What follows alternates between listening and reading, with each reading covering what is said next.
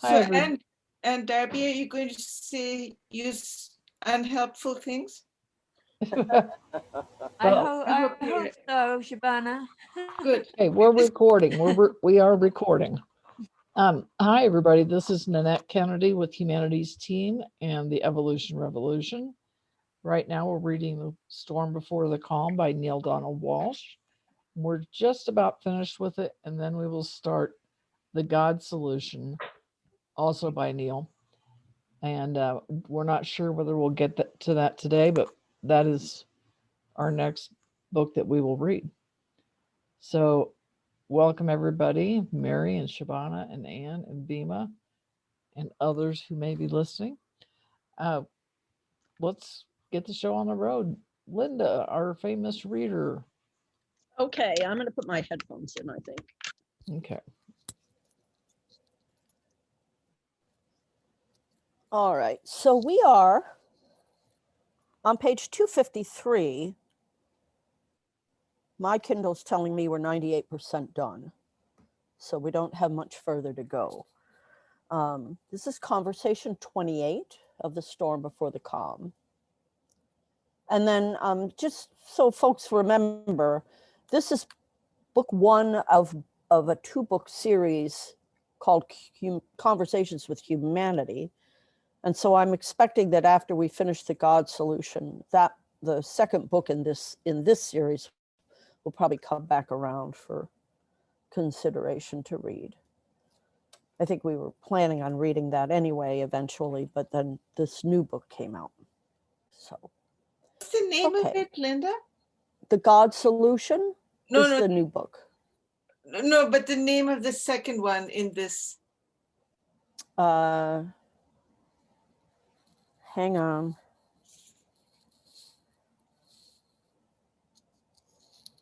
Yeah, it may not be easy to find that real quick. Okay, I apologize. Oh, here it is. Here it is. The Only Thing That Matters, I believe, is the next one. The second one. Okay, I do apologize. Please forgive me. Yes, it is. That is. Thank you. Okay, The Only Thing That Matters. Okay. And that's after the God Solution, correct? Yeah, okay. Right.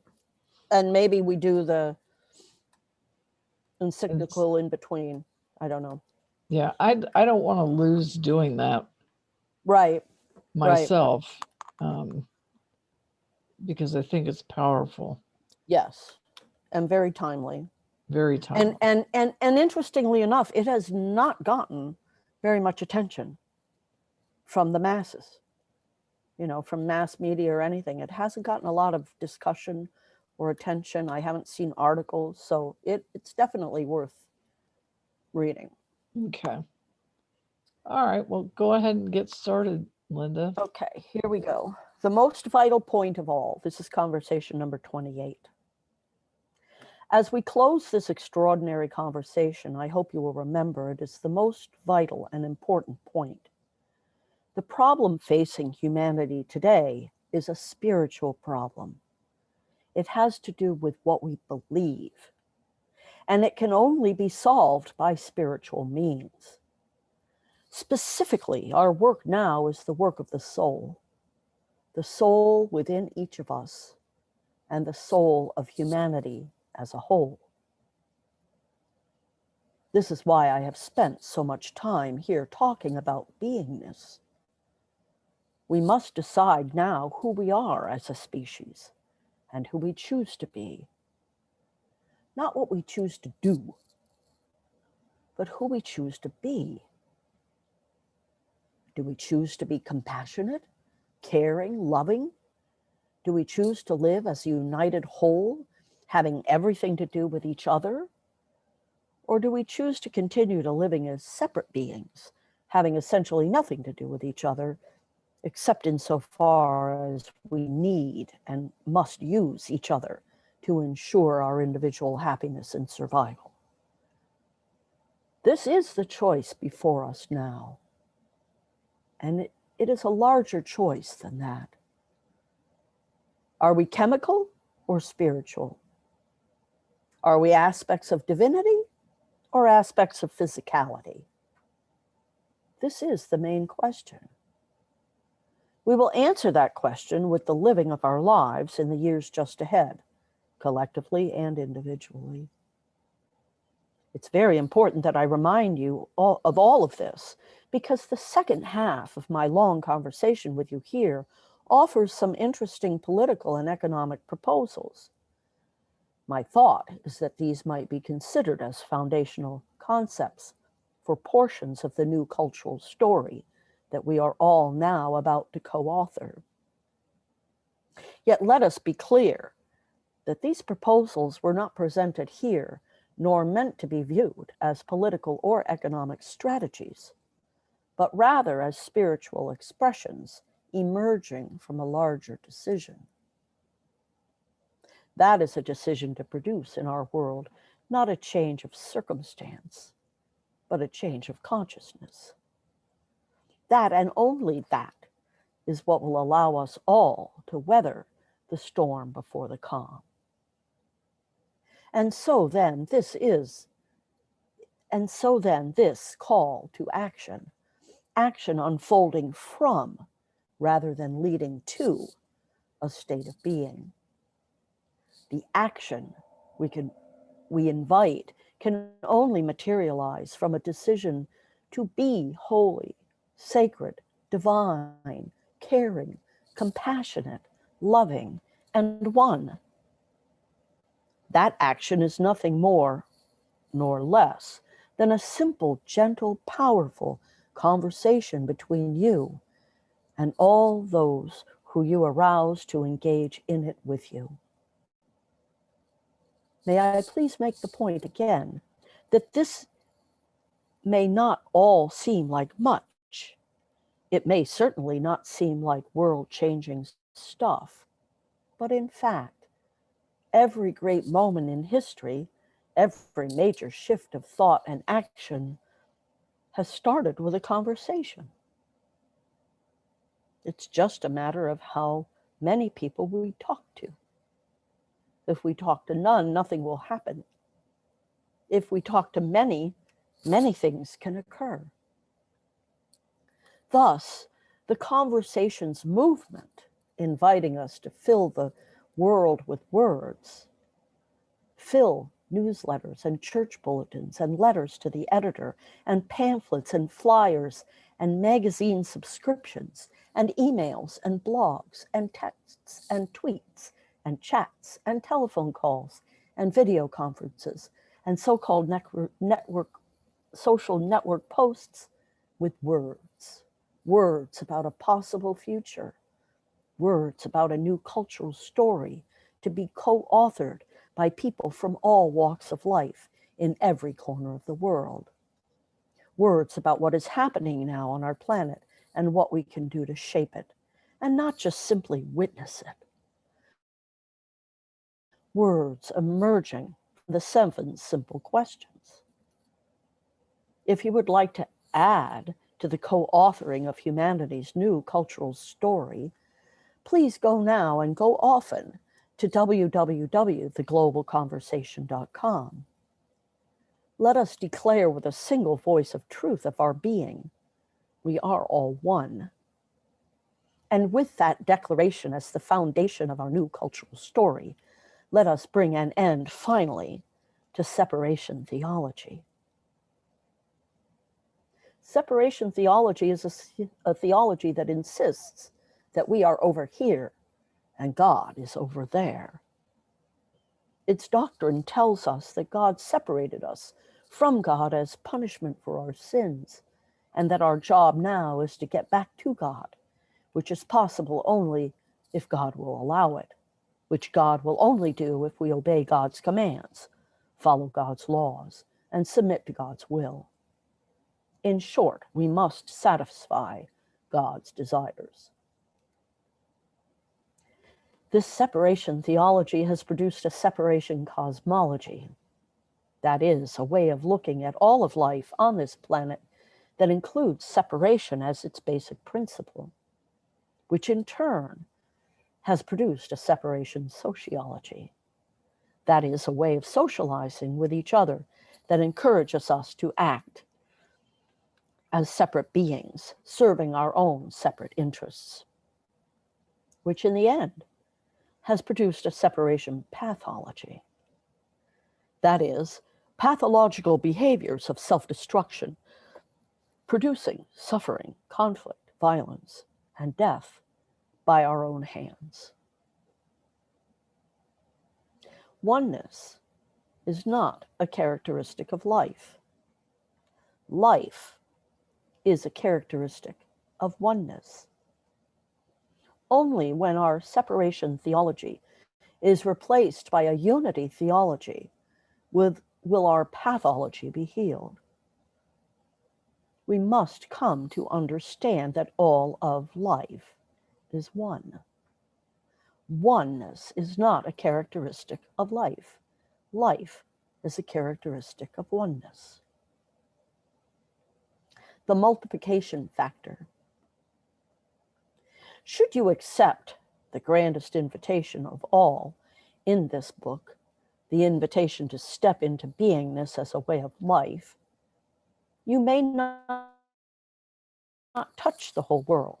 But sociologists tell us that if you are like most of us, you will touch over 10,000 people in your lifetime. And now with the internet outreach, that number could easily be multiplied by 10. Imagine 100,000 people or more, each hearing a simple but powerful message from you. Why, that could start a snowball rolling downhill. And if all of us did it, it could start an avalanche. Of such occurrences have landscapes been changed. And it is time now for us to change the landscape of our lives. Help us then, if it feels good for you to do so. Help us engage humanity in the conversation of the century.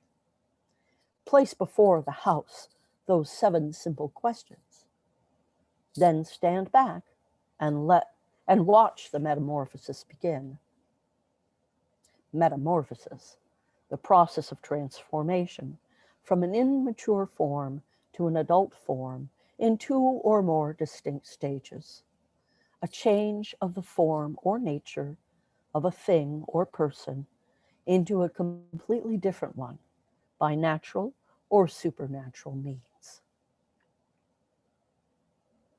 And now, please, one final note. You may discuss anything that you found in this book with me live in real time by Skyping, texting, instant messaging, emailing, chatting, posting a video question on the internet, and sending the link to cwgtvmail@gmail.com, or calling me in person on Talk to Neale, streamed live on the internet every Sunday at 1 p.m. Pacific Time at www.cwg.tv.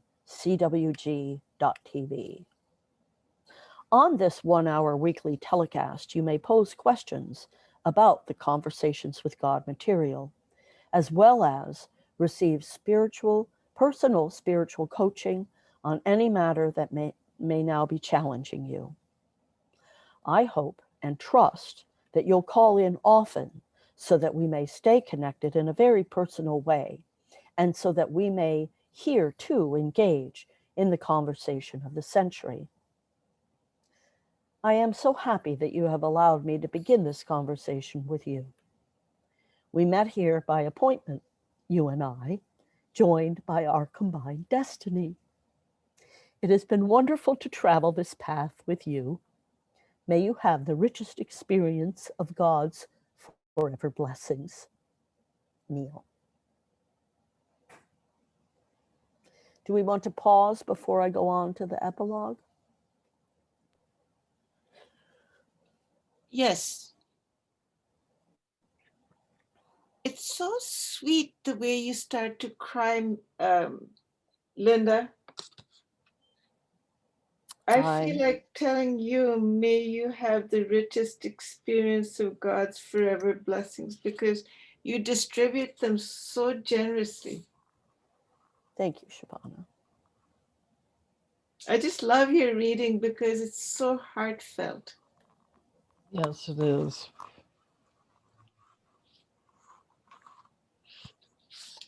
Nannette, I want you to pass a decree that no one else should be allowed to read. Consider No, I think it I done. I think Mary has done beautiful jobs when she's read. I think Beema I mean, you know, whoever's read, everybody always does a beautiful job. Yes. All right. So, do you want to discuss anything that Linda just read? Or do we want to move on to the epilogue? I'd rather move on to the epilogue, but that's because I don't have anything to say. If anyone else has something to say, I'd love to hear it. I have something to say. Yesterday, or I don't know when it was, Linda, you texted us that I'm looking for it. It says February 2021. Here it is. You can't see it. We'll have 7 planets in Aquarius. Last time this happened, the Dark Ages and the plagues ended, and the Renaissance, she describes it as the rebirth, began.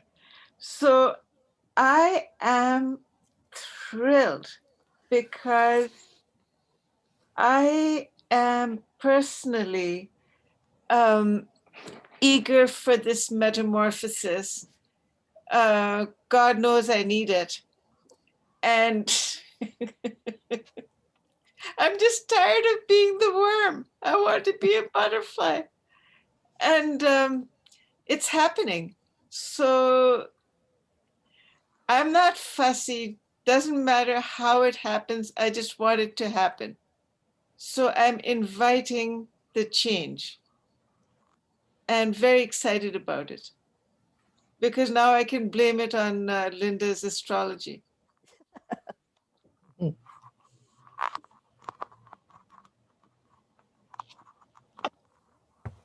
And I'll put my face there.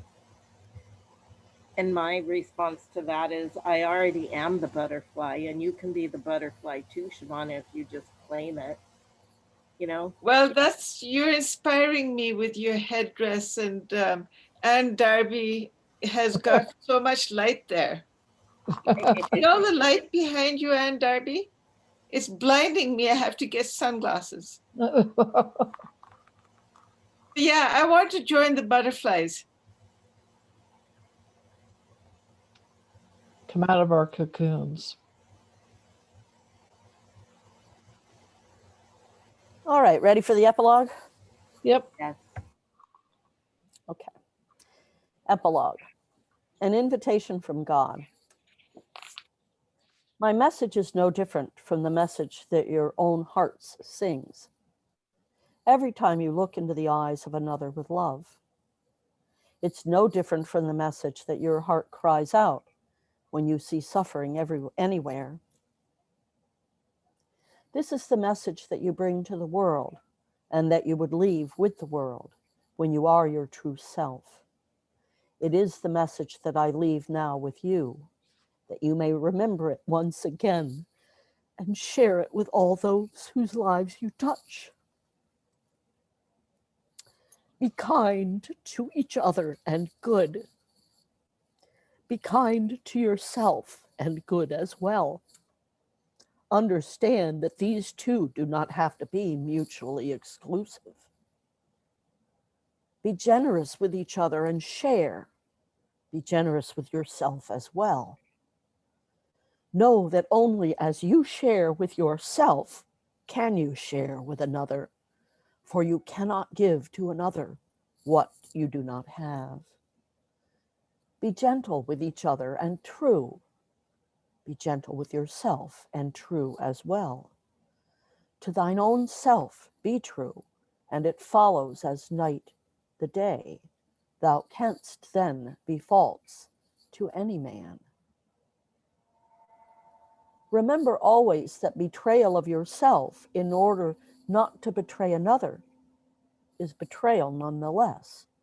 It is the highest betrayal. Remember always that love is freedom. You need no other word to define it.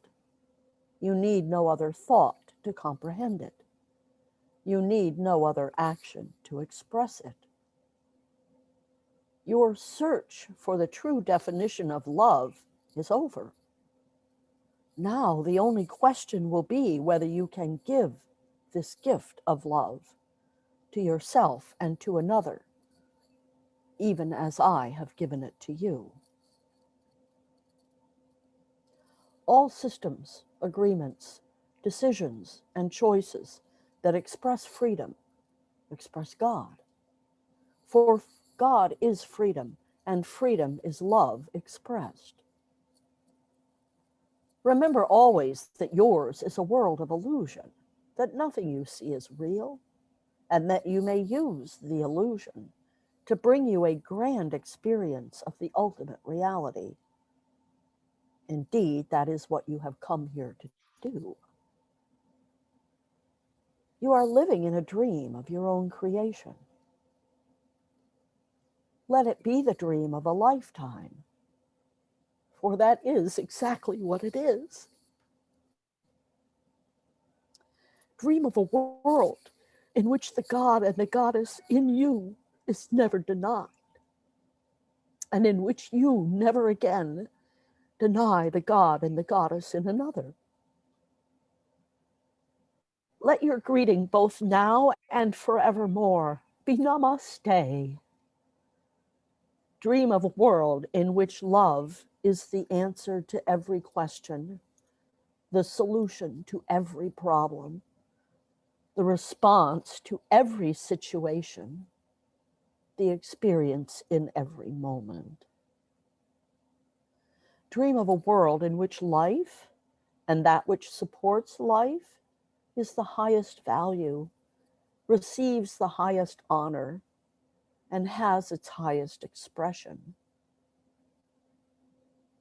Dream of a world in which freedom becomes the highest expression of life, in which no one who claims to love another seeks to restrict another, and in which all are allowed to express the glory of their being in measure full and true. Dream of a world in which all equal opportunity is granted to all, and equal resources are available to all, and equal dignity is accorded to all, so that all may experience equally the unequaled wonder of life. Dream of a world in which judgment is never again visited one by another, upon another, in which conditions are never again laid down before love is offered, and in which fear is never again seen as a means of respect. Dream of a world in which differences do not produce divisions. Individual expression does not produce separation, and the greatness of the whole is reflected in the greatness of its parts. Dream of a world in which there is always enough, in which the simple gift of sharing leads to that awareness and creates it, and in which every action supports it. Dream of a world in which suffering is never again ignored, in which intolerance is never again expressed, and in which hatred is never again experienced by anyone. Dream of a world in which ego is relinquished, in which superiority is abolished, and in which ignorance is eliminated from everyone's reality, reduced to the illusion that it is. Dream of a world in which mistakes lead not to shame, regrets lead not to guilt, and judgment leads not to condemnation. Dream of those things and more. Do you choose them? Then dream them into being. With the might of your dreams, end the nightmare of your imagined reality. You can choose this. Or you could choose the illusion. Which do you choose?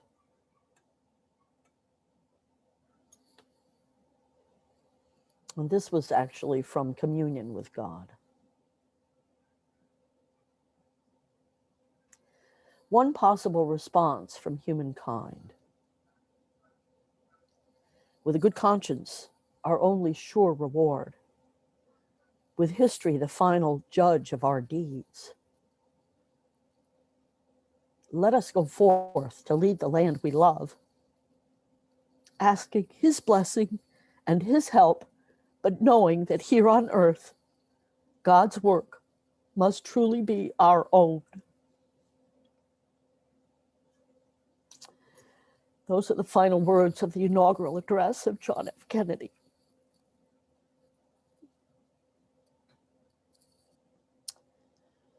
And then the last page is contact points. There's 3 websites. www.theglobalconversation.com, www.cwg.tv, and www.neildonaldwalsh.com. This concludes the reading of Volume 1 of Humanity's Conversations book, The Storm Before the Calm.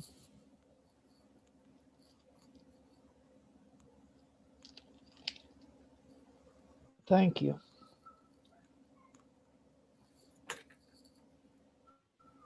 Very much.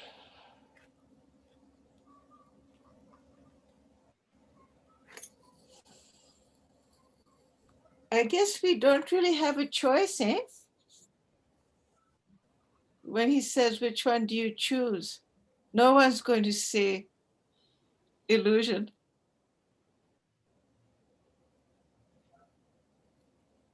Except maybe Mary.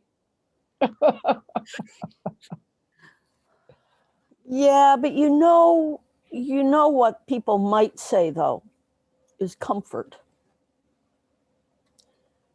And we're most comfortable the way we are.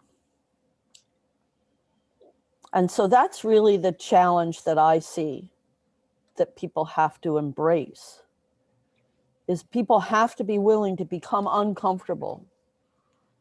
Because that's when we're learning something new, that's what's happening. We're uncomfortable because we don't know it. And it goes against all of our wiring, because our wiring in our body and our ego's desire is to stay exactly as we are. And so that's the real, that's the challenge, is to be willing to overcome our comfort. And the I have, separation aspect of the comfort, you know, because when I Say was that again. reading it, the separation aspect of the comfort, people sit there and divide people into all these groups, and these ones are okay and these ones aren't. And that's what I was seeing as the big challenge is, you know, for some people to really be able to accept everybody as part of the whole that includes them. Anyway, done. Go ahead. I have an example, a personal example, which is quite powerful. I've known Linda for a long time, and she's done her best to help me, and I'd have none of it. I just refused. And I mean, Linda's not about to give up. I mean, she'll keep her mouth shut, but she's working behind the scenes. So didn't this constant glucose monitoring device just drop on me? You know, like Linda's determined by reading, and you know, Neale's determined. Oh, I held up the wrong book. Usually I hold them all wrong, but today I got the wrong book. So anyway, what I want to say is that our prayer together is exceedingly powerful. If I hadn't had Linda's desire to help me actually help me, then I wouldn't have experienced it. But I've got this scanner in my arm, and I never again want to touch the old glucometer. And Mary was making fun of me. She was saying, well, why would you want to prick your finger if it's I inaccurate? wasn't making right? fun of you. I was pissed off because I have to prick my finger. Oh, okay. I thought I always take it personally when Mary says something. So, but she isn't Okay, allowed to do so that. that one time I wasn't making fun of you, Shabana, but all the other times it's Okay. All right. So I was right. Okay. So I feel excited that by the way, this book is called Spiritual Power. So it might actually be relevant to this, but who knows? Anyway, I was reading another thing, which is also the same idea. Like the atmosphere is full of excitement about an uplifting of humanity. And this is it's the song of God. The Bhagavad Gita is the Hindu scripture. And what it says is a summary of what Linda just read. They alone see truly, who see the Lord the same in every creature, who see the deathless in the hearts of all that die, seeing the same Lord everywhere, they do not harm themselves or others. That's the message, round and up and down. We can't get away from it. You just reminded me, Shabana, of something Archbishop Desmond Tutu says when somebody says, well, where's God? And Archbishop Tutu says, man, look at the person next to you. That is God. That is God. That person is God. And I love the way he put it, because he said, if you don't see God in the people around you, then he doesn't say it quite this way, but he says, in a nutshell, you're going to have to work on that then. And I really appreciate what you said, Shabana. That was very nice.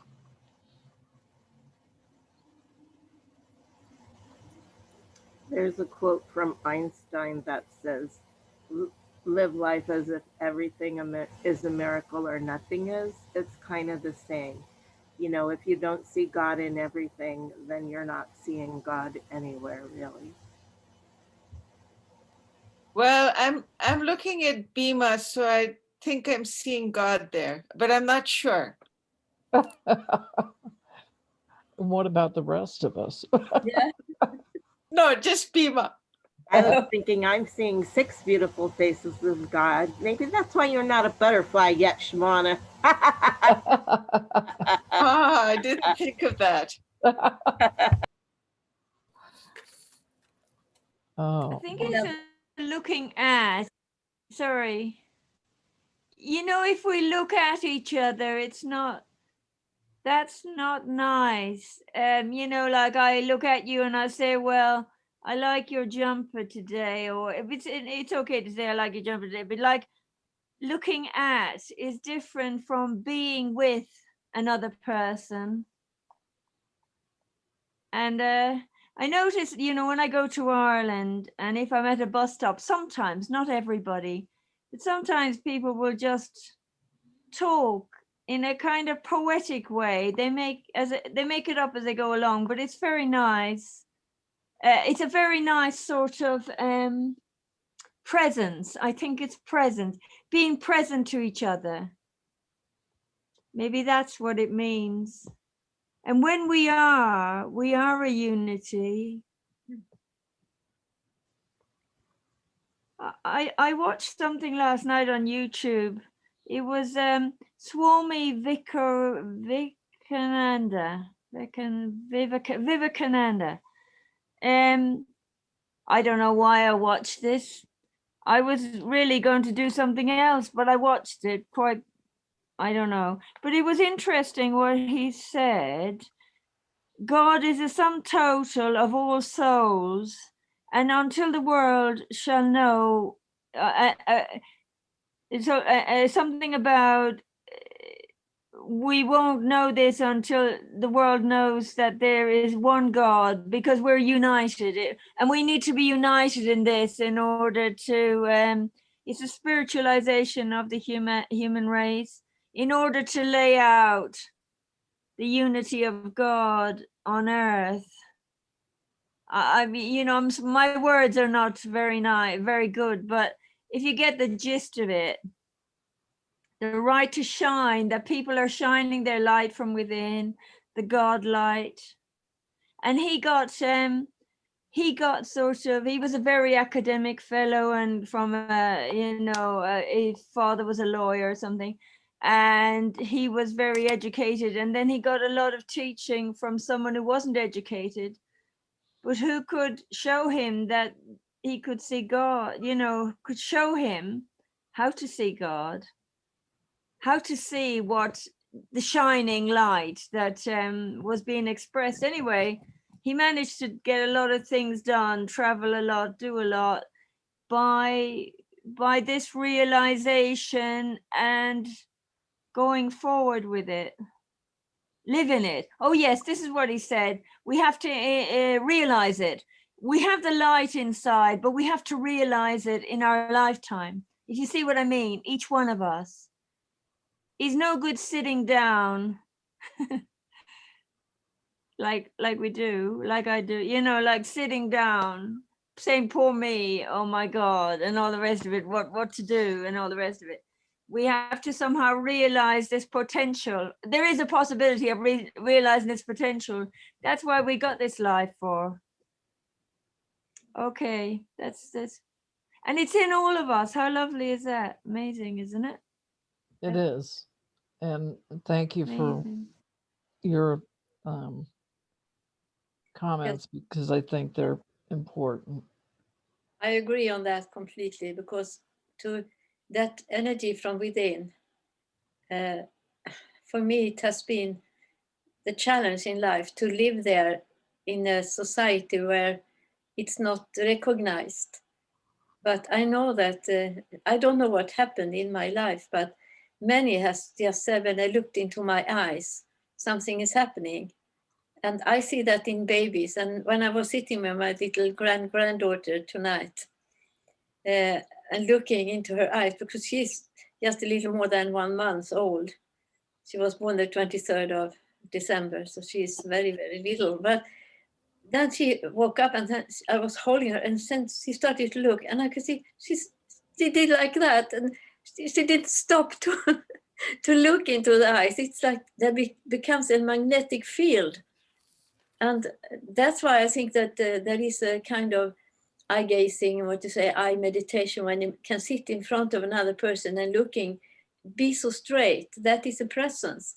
And I think the eye contact is so important, because in these eyes we look into, we know that there is something that connects with me. So yeah, and the oneness, and away from separation, nothing is important but that. And how we come there as a humanity, I don't know, but that's the only solution.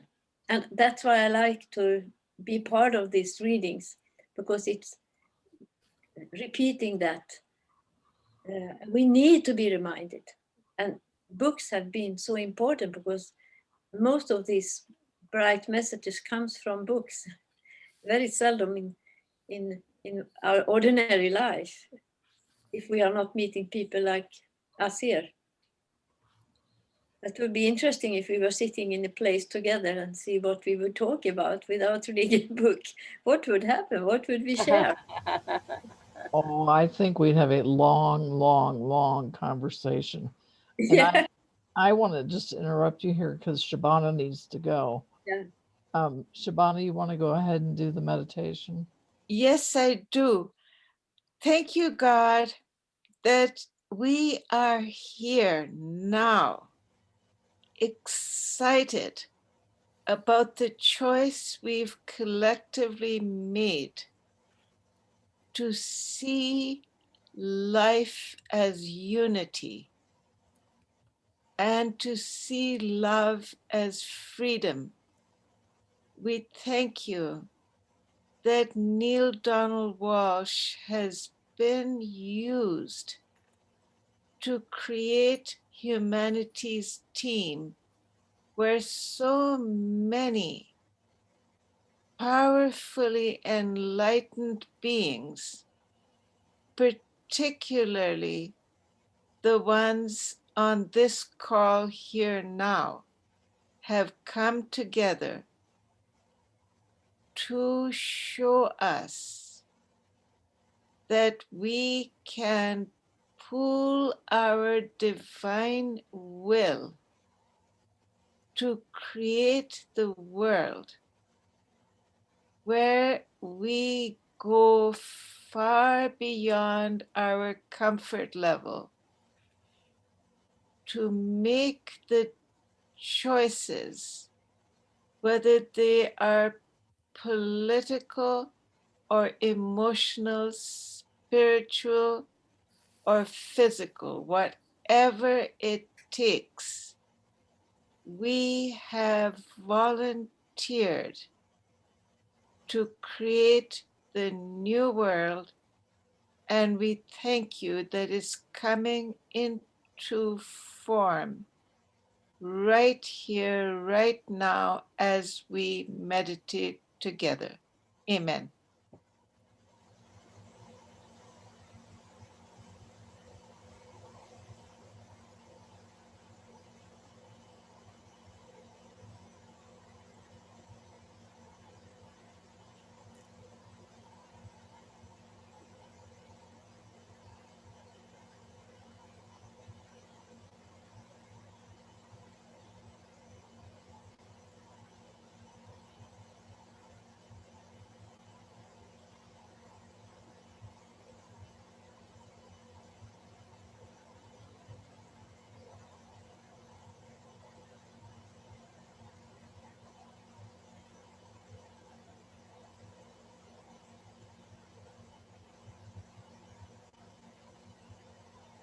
Thank you, everyone.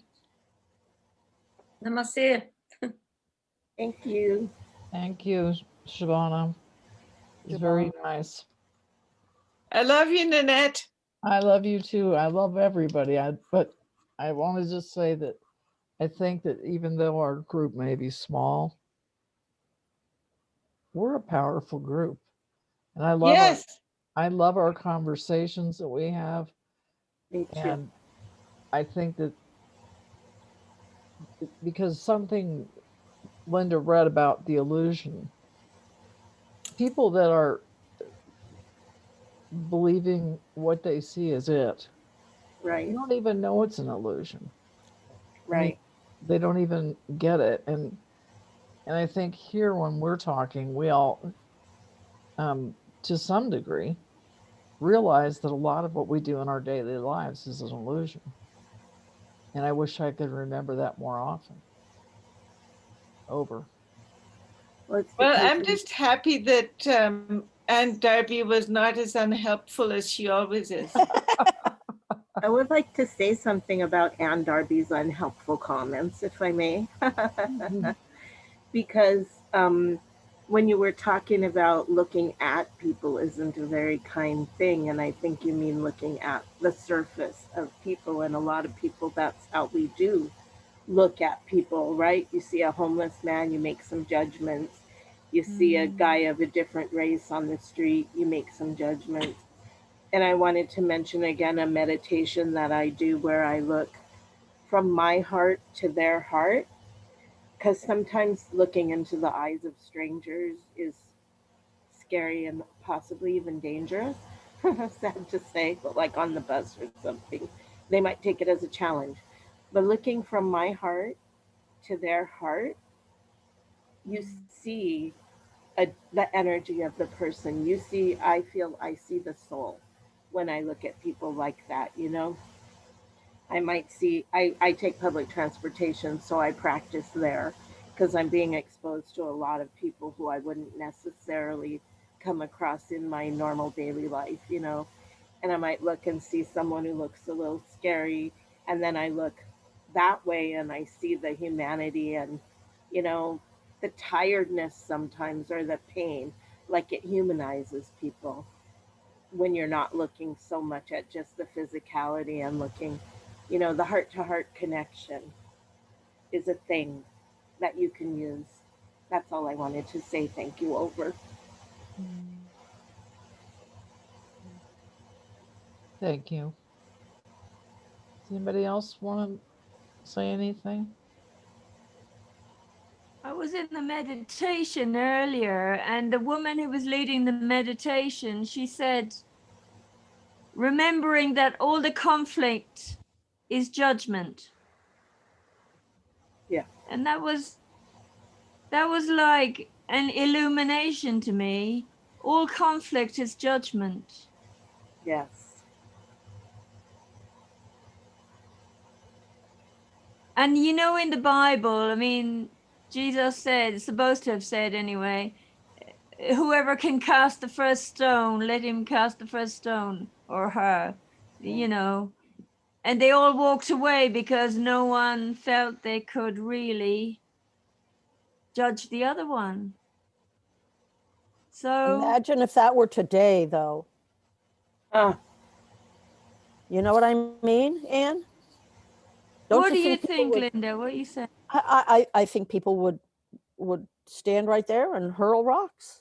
I think there'd be a lot of people who would feel like they had a right to hurl the rock. Yeah, yeah. And I really why? do. Oh, it's because they're afraid, huh? A fear. Yeah. You think? Yeah.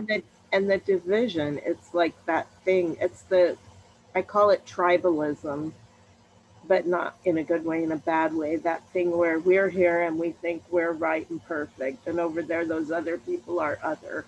And when applied to a religion, it can even mean that like they're like going to hell because they don't think the same way we do. Um, and applied to countries, it means we can try to bomb them off the face of the earth. We don't like what they're doing. You know, it's like there's a lot of self righteousness and it is judgment, Anne. And I was thinking about you throwing your judgment in the bin a lot since you made that comment. And I've been reminding myself, like, I am not like on transit when people aren't wearing a mask. I'm not the mask police. It's not my job to police them. If I want to wear a second mask to feel safe, I can do that. You know, it's like I've just been reminding myself about these different kinds of things, and it's hard. Like politically, we have a lot of division, and it's very acrimonious still in this country. And I have to remind myself that not everybody's on the same path that I'm on. And like, I guess we don't have to get everybody to agree. It's like about a tipping point kind of thing. And that gives me a little hope because, you know, there are a lot of people who are still very wedded to their illusions. And I'm wedded Yeah. to Well, I some of think. mine, Oh I yeah. Sorry. suppose. Sorry. It's just go on. I'm done. Sorry, Mary. And you know, I know that we can't do anything about anyone else, only ourselves, really. Yes. Well, I know this. I keep reminding myself. This is what. Look, I've got to sort of sort out what brings me peace myself. And what I read in some notes I had there, that shame and guilt comes from judgment. Mm-hmm. So these are very low vibrations when we feel shame and guilt. And it sort of creates like a lowering of a vibration, and the judgment drives it. And you know, all that, just to embody, just to know it for ourselves. It's enough to put it into practice, because you know, I have to sort of like redo things that I'm thinking. Today I was thinking I choose to be happy, but then I decided to review it. I thought, well, why don't I just choose to be and accept whatever comes, you know, Yes. all of it, because whatever Oh, yes. happens, it happens. Yes. There's a quote, there's two quotes really.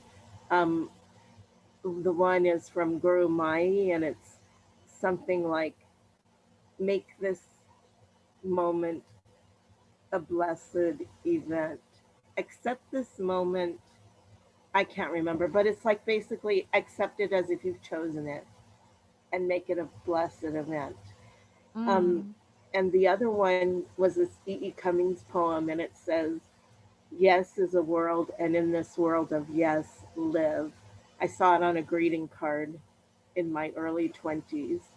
And I loved that quote, and I would think about it a lot. And then at a certain point, it clicks what you're talking about, Anne. It's like, if I'm living in a world of yes, I have to say yes to everything, not just the things I like and am happy about. But when the challenges come up, I have to say, yes, you know, I accept this. And then I got that other quote, as if I've chosen it. And then the other quote is what is, I think, Rumi, and it's this place where you are on the map, God has circled for you. So that's been a process of just really, it's that word surrender. I remember fighting with that word a lot. And then I understood that that's just accepting what is and being at peace with it. You know, that's some deep stuff. Yeah, it's not a always years, easy. it's a lifelong practice, right? So Yes. the word that keeps coming up to me is that word holy. Mm-hmm. And I've been working with that word. And so I put some phrases in the numerology calculator, and the phrase be holiness is a 9. So, you know, the highest vibrational frequency of a single digit.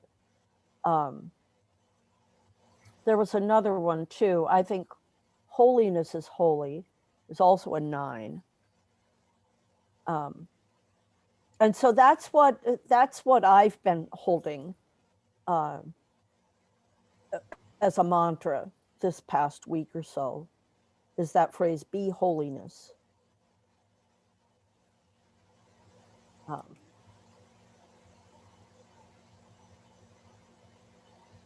feel Well, like it's a I think we make a good team. And I appreciate everybody's input and your reading, Linda, and everybody's comments, Bima, Mary, Anne, Linda. And, you know, maybe part of our goal of this group, and Shabana, if you're listening, didn't mean to exclude you. Maybe part of our, not our goal, but part of what we do in this group is we try to remind each other of these things that we say that we really believe in. And I don't doubt that we really believe in them. It's when we forget that we believe in them and we go off on a tangent of some sort and forget that we are holy. You know, it's the habit of forgetting. So anyway, why don't you tell us about our next book, and then we'll call it a day. Okay, so the next book is The God Solution. I decided to get the hardback as opposed to the Kindle for this one for some reason. And It's not a horribly long book. I don't think it's going to take us ages to read. It's only 142 pages total. So I think we'll get through it pretty quick. It's $21.95. Depending What on else how do you much want to we know? talk about it. And I like the publisher, whatever publishing he used, because the cover is the same as the jacket. So that's not typical for a hardback. Usually you take the jacket off and you just get a plain binding. So that's nice. Yeah, it'll be, I'm excited. Yeah, I'm looking forward to it too. All right, everybody, it's going on 10 after the hour. And I love you all. And as I say almost every week, I'm so glad we are this group, and that we get to bare our souls. And not everybody has that what's the word I'm looking for? Not everybody's able to do that in their circle of people or whatever. And it makes me feel good every time we get off. I feel really good when I get off this call. So I love it. we're glad to have all of us here. Okay. Missing Sarah today. Yes, we Yeah, are I noticed today. that. I noticed that about 10 minutes in, but she'll be back. Yeah, sometimes she's busy with life. Yeah, imagine. I know. All right. I love you all, and we'll see each other next week at the same time with the new Much book. love. Time, same bat channel. Yep. Love you all. Bye. Bye-bye. Thank you. You're welcome. Namaste. Namaste. Namaste. Namaste.